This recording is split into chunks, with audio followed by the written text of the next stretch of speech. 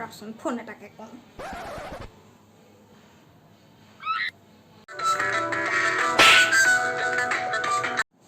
মাই ক হেল্ল' কি কৰি আছ? মই ভাত বনাই আছো। হেল্ল' মই গৈ আছো। মোলৈকো ভাত বনাবি, শুনিছ নাই? মোলৈকো ভাত বনাবি। তই সিদিনাখন গৈছিলিহে, তই আকৌ আহিবলৈ হ'লেই নে? তই 10 দিনৰ আগত সিদিনাখন কিয় যোৱা নাছিলি? আকৌ আহিবলৈ হ'লেই। হ'ব ৰাখ এতিয়া।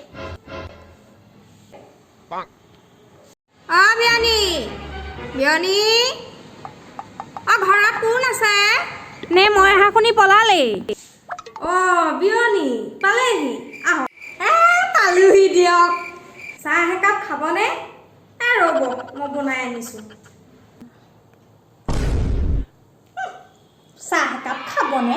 দিলেতো খামেই। মাই, তই কিন্তু ইয়াত বেছি চিঞৰি নাথাকিবি দেই। মই বহুত লাজ পাওঁ। তই একদম বেছি চিঞৰি নাথাকিবি, ঘৰৰ নিচিনা ইয়াত। বৰ লাজ বুজি পোৱা যেনি এপতীয়া কালতে ল মাৰিলি মাৰক এৰি থৈ। তোৰ লগত আৰু বলে পাৰিম নে? যা যা, বোলে চাহ নাখাওঁ, ভাতকে বাঢ়িবলৈ কমে যা। টোপনিও ধৰিছে, যা ভাতকেইটা খাই একে বাগৰিয়ে দিওঁ আৰু অকণ।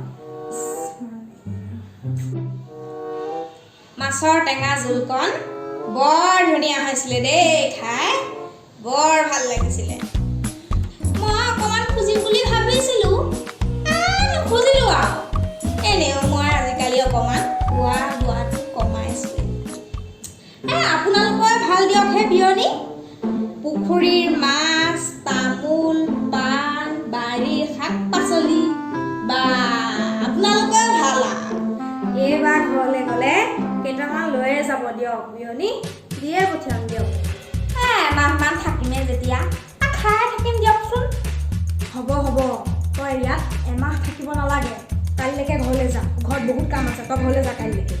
নালাগে দে বিয়নী, মই ফোন কৰি বিয়কো মাতি পঠিয়াম। আহক তেখেতো, একেলগে গোটেইখিনি মিলি এসাঁজ খাম, ভাল লাগিব, হয় নে নহয়? নেলাগে দিয়ক বিয়নী তেওঁ আহিবলৈ। আমাৰ যিডালহে ঘৰ, চোৱা চিতা কৰিবলৈ মানুহ এটা লাগে নহয়। পিছতে আহিব দিয়ক এদিন এপাক ন?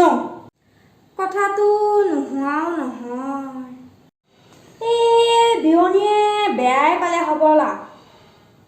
একো নহয় দিয়ক বিয়নী, মই ইয়াৰ পৰা যোৱাৰ পিছত একেলগে 2জন 6 মাহমান থাকাকে আহিম।